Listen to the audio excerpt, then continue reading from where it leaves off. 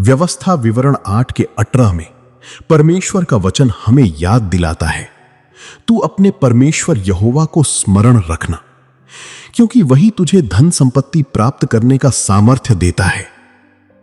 और फिलिप्पियों 4 के 19 में लिखा है, मेरा परमेश्वर भी अपने उस धन के अनुसार जो महिमा सहित मसीह यीशु में है तुम्हारी हर एक घटी को पूरा करेगा।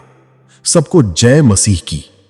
मसीही प्रेयर के इस सामर्थ्यशाली प्रार्थना में आपका स्वागत है। प्रभु यीशु मसीह आपको और आपके परिवार को आशीष दें, आपकी हर आवश्यकता में आपकी सहायता करें और आपको अपनी शांति से भर दें। आज की यह प्रार्थना उन सभी लोगों के लिए है जो आर्थिक संकट, कर्ज, कमी, बेरोजगारी, व्यापार में नुकसान, लगातार बढ़ते खर्च या पैसों की चिंता से गुजर रहे हैं। हो सकता है आप बाहर से बिल्कुल सामान्य दिखाई देते हो, लेकिन अंदर से आप आर्थिक दबाव के कारण टूट रहे हो।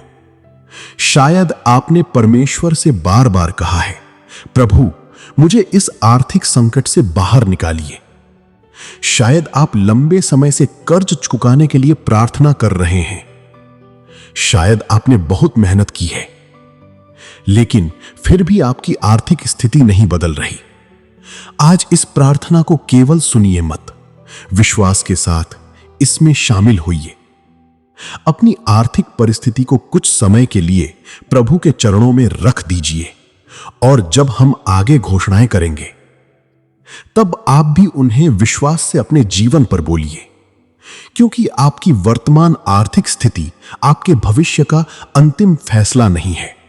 आपका बैंक बैलेंस, आपका कर्ज, आपकी कमी आपकी पहचान नहीं है।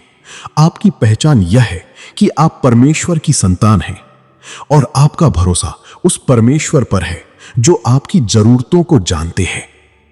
बाइबल हमें ऐसे कई लोगों के बारे में बताती है जो असंभव आर्थिक परिस्थितियों में थे, लेकिन परमेश्वर ने उनके लिए व्यवस्था की।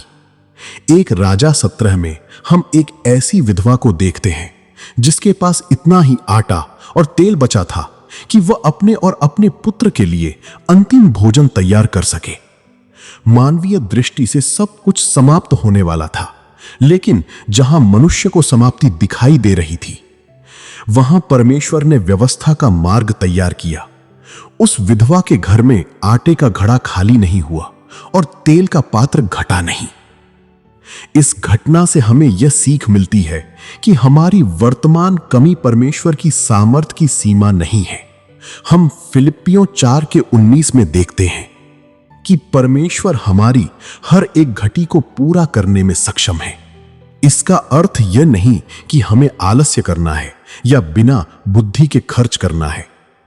परमेश्वर की ओर से मिलने वाली व्यवस्था के साथ हमें परिश्रम, अनुशासन, बुद्धि और सही निर्णय भी चाहिए। हमें परमेश्वर से केवल धन नहीं मांगना है, हमें बुद्धि मांगनी है, सही अवसर पहचानने की क्षमता मांगनी है, गलत निर्णयों से बचने की समझ मांगनी है। हमें अपने साधनों का सही उपयोग करना सीखना है, और सबसे बढ़कर हमें अपने भरोसे को पैसों पर नहीं परमेश्वर पर रखना है। आज की प्रार्थना में हम अपने आर्थिक जीवन के हर क्षेत्र को परमेश्वर के सामने रखेंगे, और हम यह भी प्रार्थना करेंगे कि परमेश्वर हमें ऐसे अवसरों और साधनों तक पहुंचाएं जो हमारे जीवन को स्थिर बनाने में सहायता करें। लेकिन सबसे पहले आइए हम अपने हृदय को प्रभु के सामने जांचें, क्योंकि परमेश्वर केवल हमारी जेब नहीं भरना चाहते, वह हमारे जीवन को अपने वचन के अनुसार व्यवस्थित करना चाहते हैं। तो आइए विश्वास के साथ इस प्रार्थना से जुड़े और अंगीकार करें। स्वर्गीय पिता, मैं यीशु मसीह के नाम से आपके सामने आता हूं। प्रभु, आज मैं अपने आर्थिक जीवन को आपके हाथों में सौंपता हूं। आप जानते हैं कि मेरी कितनी आवश्यकताएं हैं। आप जानते हैं कि मेरे ऊपर कितनी जिम्मेदारियां हैं। आप जानते हैं कि मेरे पास कितना है और मुझे किन चीजों की जरूरत है। आप मेरे आर्थिक संकट को जानते हैं। आप मेरे कर्ज को जानते हैं। आप मेरी चिंता को जानते हैं। आप मेरी मेहनत को जानते हैं और आप यह भी जानते हैं कि मैं अंदर से कितने दबाव से गुजर रहा हूं। पिता, मैं अपने सभी पापों के लिए पश्चाताप करता हूं। जहां मैंने गलत निर्णय लिए, मुझे क्षमा कीजिए। जहां मैंने लालच के कारण गलत रास्ते चुने, मुझे क्षमा कीजिए। जहां मैंने अपनी क्षमता से अधिक खर्च किया, मुझे बुद्धि दीजिए। जहां मैंने अपनी जिम्मेदारियों को गंभीरता से नहीं लिया, मुझे बदल दीजिए। जहां मैंने चिंता में आकर गलत फैसले किए, मुझे क्षमा कीजिए। और जहां मेरे आर्थिक जीवन में किसी प्रकार की अव्यवस्था है, वहां मुझे उसे ठीक करने का अनुशासन और साहस दीजिए। प्रभु, आज मैं स्वीकार करता हूं कि मेरा भरोसा केवल धन पर नहीं है, मेरा भरोसा आप पर है। आप मेरे प्रदाता हैं, आप मेरे सहायक हैं, और आप जानते हैं कि मेरी हर जरूरत क्या है। मैं यीशु के नाम से घोषणा करता हूं कि आर्थिक संकट मेरे जीवन का अंतिम अध्याय नहीं है। मैं घोषणा करता हूं कि कमी मेरी स्थायी पहचान नहीं है। मैं घोषणा करता हूं कि कर्ज मेरी पहचान नहीं है। मैं घोषणा करता हूं कि भय मेरे आर्थिक निर्णयों को नियंत्रित नहीं करेगा। मैं घोषणा करता हूं कि परमेश्वर मुझे बुद्धि देंगे, मुझे मेहनत करने की सामर्थ्य देंगे, मुझे सही अवसर पहचानने में सहायता करेंगे। पिता, मेरे जीवन के आर्थिक क्षेत्रों में हस्तक्षेप कीजिए।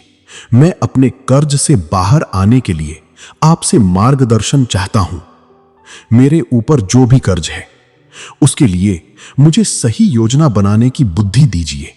प्रभु, मैं अपने ऊपर मौजूद हर अनावश्यक आर्थिक बोझ आपको सौंपता हूं। मुझे यह सोचने से बाहर निकालिए कि अब कोई रास्ता नहीं बचा। मुझे विश्वास दीजिए कि आप मेरी सहायता कर सकते हैं। मैं घोषणा करता हूं कि परमेश्वर मेरी सहायता करने में सक्षम है। मैं घोषणा करता हूं कि मैं अपनी परिस्थिति के सामने घुटने टेकने के बजाय परमेश्वर के सामने घुटने टेकूंगा। मैं घोषणा करता हूं कि मेरा भरोसा धन पर नहीं, परमेश्वर पर है।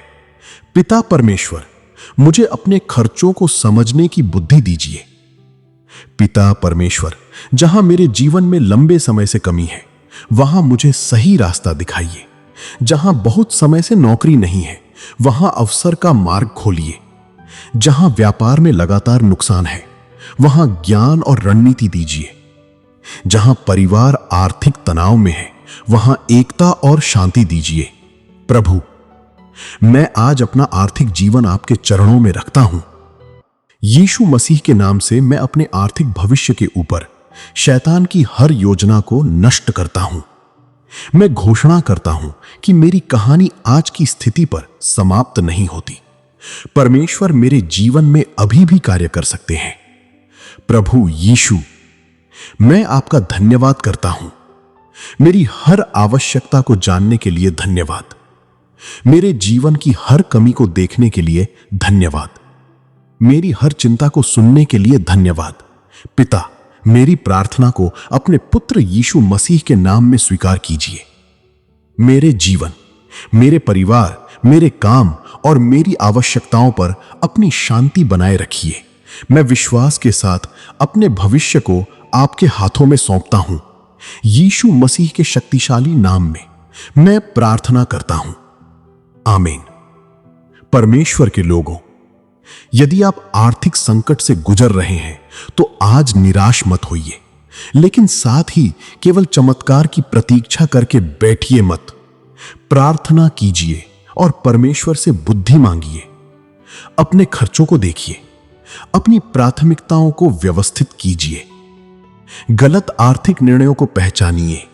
याद रखिए, परमेश्वर आपकी सहायता करने में सक्षम है, लेकिन हमें भी विश्वास के साथ सही कदम उठाने के लिए तैयार रहना चाहिए। यदि आप चाहते हैं कि हम आपके लिए भी प्रार्थना करें, तो कमेंट सेक्शन में अपनी प्रार्थना की आवश्यकता लिखिए और विश्वास से कमेंट में लिखिए, प्रभु यीशु मेरी हर एक घटी को पूरा करेंगे। इस घोषणा को केवल लिखिए मत, इसे विश्वास के साथ अपने जीवन में स्वीकार कीजिए। और यदि परमेश्वर ने आपकी आर्थिक परिस्थिति में कोई मार्ग खोला है, कोई अवसर दिया है, कोई व्यवस्था की है या किसी कठिन समय में आपकी सहायता की है, तो अपनी गवाही जरूर शेयर करें। आपकी गवाही किसी ऐसे व्यक्ति को उम्मीद दे सकती है जो आज उसी संघर्ष से गुजर रहा है। इस प्रार्थना को किसी ऐसे व्यक्ति के साथ भी शेयर करें जो आर्थिक दबाव, कर्ज या कमी के कारण परेशान है। हो सकता है आपके द्वारा भेजा गया यह वीडियो किसी व्यक्ति को फिर से परमेश्वर पर भरोसा करने की प्रेरणा दे। और अगर आप प्रभु यीशु मसीह में विश्वास करते हैं और चाहते हैं कि ऐसी ही बाइबल आधारित प्रार्थनाएं, डिक्लेरेशंस और विश्वास से भरे संदेश आपको लगातार मिलते रहें, तो मसीही प्रेयर चैनल को सब्सक्राइब करें और नोटिफिकेशन बेल को जरूर ऑन करें। परमेश्वर आपको बुद्धि दें, आपको सही दिशा दें, आपके हाथों के काम को उचित फल दें, आपको गलत आर्थिक निर्णयों से बचाएं, आपके परिवार में शांति बनाए रखें। यीशु मसीह के नाम में आमीन।